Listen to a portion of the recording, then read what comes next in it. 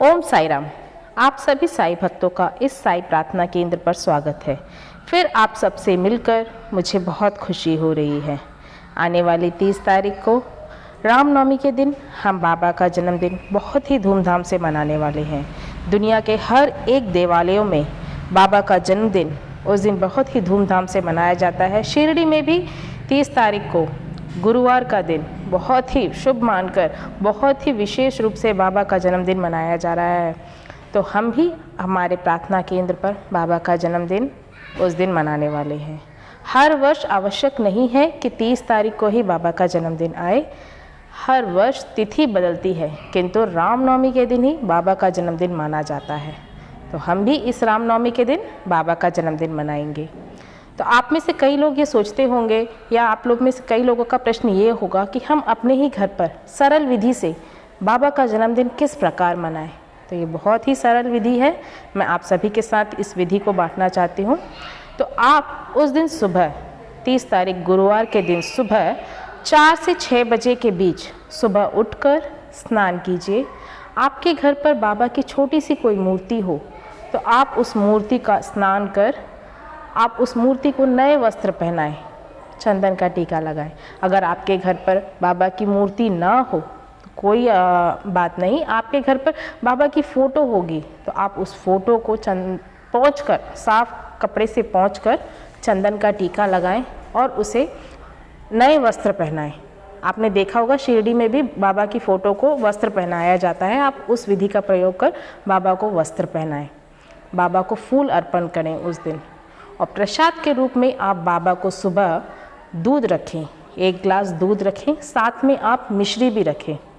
क्योंकि सुबह 4 से 6 बजे के बीच जब आप पूजा करें तो आप उस समय बाबा के लिए कोई पकवान बनाने में असमर्थ हो सकते हैं। तो आप बाबा के लिए मिश्री रख सकते हैं। सुबह के समय मिश्री रखकर बाबा से आप हाथ जोड़कर बाबा से अपने सद्गुरु से प्रार्थना करें कि हे सद्गुरु, हे परमपिता, हम आपके जन्मदिन के दिन आपसे विनती करते हैं कि आप हमें हर सुख हर दुख से हमें बचाएं, हर प्रकार की खुशियां हमें प्रदान करें। इस तरह की प्रार्थना आप बाबा से करें। साथ में आप बाबा के सम्मुख बाबा के लिए मंत्र का उच्चारण करें। ओम साई, श्री साई, जय जय साई मंत्र का उच्चारण आप चाहे तो 11 बार कर सकते हैं या फिर 108 बार या फिर 21 बार। आपसे जितना हो सकता है आप उतनी बार बाबा के मंत्र का उच्चारण करें। बाबा अवश्य आपसे प्रसन्न होंगे। तो आप इस तरह आप सुबह की पूजा विधि संपन्न कर सकते हैं। उसके बाद दोपहर 12 बजे आप बाबा के लिए प्रसाद का भोग लगाएं। उस भोग में आप बाबा के लिए चावल, दाल, सब्जी, बाबा को आप देखें तो आपने साई सचरित कई बार पढ़ा होगा। तो जिन लोगों ने पढ़ा होगा उन्हें मालूम हो बाबा को भट्टे और सेम की सब्ज़ी बहुत पसंद है। तो आप उस दिन उन सब्जियों का प्रयोग कर सकते हैं। आप उनके लिए कोई मीठा पकवान बना सकते हैं। आप चाहे तो उनके लिए खीर बना सकते हैं। इस तरह बाबा के लिए आप कोई मीठा पकवान बनाकर आप बाबा के सम्मुख रखकर उनको भोग लगा सकते हैं और बाबा की अर्चना कर सकते हैं। बाबा की 12 बजे की आरती कर सकते हैं। इसके बाद शाम को 6 बजे आप बाबा के सम्मुख दीपक जलाएं। आप अपने घर के आंगन पे 4 दीपक जलाएं। जिसके घर के आंगन में दीपक जलाना संभव ना हो तो आप बाबा के पूजा के कमरे में बाबा के सम्मुख ही दीपक जला सकते हैं। दीपक जो है वो 4 दिशाओं में होना चाहिए। एक ही दिशा को ना होके हर एक दीपक 4 दिशाओं, उत्तर, दक्षिण, पूर्व, पश्चिम, 4 दिशाओं की ओर होना चाहिए। और आप बाबा से आरती करके, आरती के पश्चात आप बाबा से विनती करें कि बाबा आपको हर प्रकार से संपन्न रखे, खुश रखे। आपकी जो भी अधूरी मनोकामनाएं हैं आप बाबा के समक्ष उनके जन्मदिन के उपलक्ष्य में उनसे विनती करें कि वे आपकी ये प्रार्थना परिपूर्ण रूप से पूर्ण करें। बाबा अवश्य आपकी प्रार्थना सुनेंगे। तो आप में से कई लोग ऐसे होंगे जो ये सुबह की विधि करने में असमर्थ होंगे। तो कोई बात नहीं, आप दोपहर और शाम की विधि कर सकते हैं। अगर आप दोपहर में असमर्थ हैं तो कोई बात नहीं, आप शाम को यह विधि का प्रयोग कर सकते हैं। इस प्रकार आप उस दिन इन तीनों विधियों में से कोई भी एक विधि जब भी आप करने में सक्षम हो आप उस विधि को पूरा कर सकते हैं।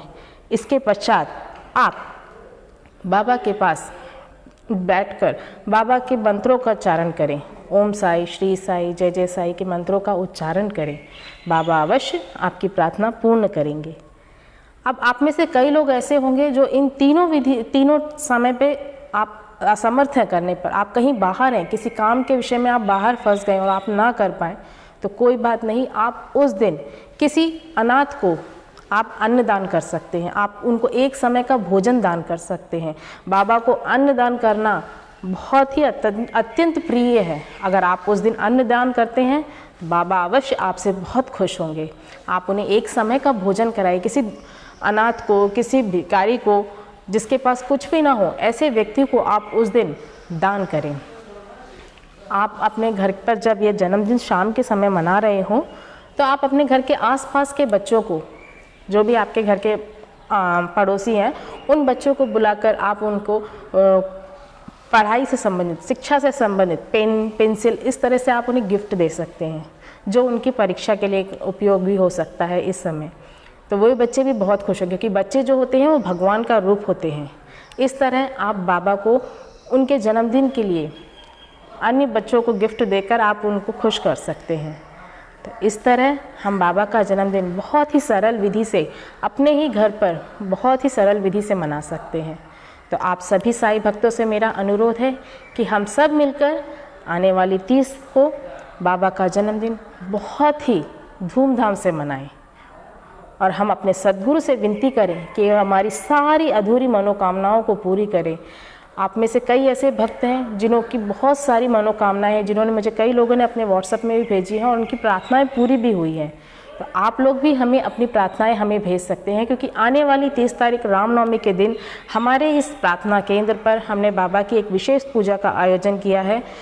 सुबह हमने बाबा के स्नान करा के हमने बाबा की आराधना की है, उसके बाद कार्यक्रम है, उसके बाद फिर दोपहर में बाबा की आरती है और अन्नदान का आयोजन किया गया है। शाम को 4 बजे हमने साईं सत्यनारायण की पूजा का आयोजन किया है। उसके बाद फिर से रात का अन्नदान है। शाम के 7, साढ़े 7 बजे फिर से अन्नदान का कार्यक्रम हमारे इस प्रार्थना केंद्र पे है।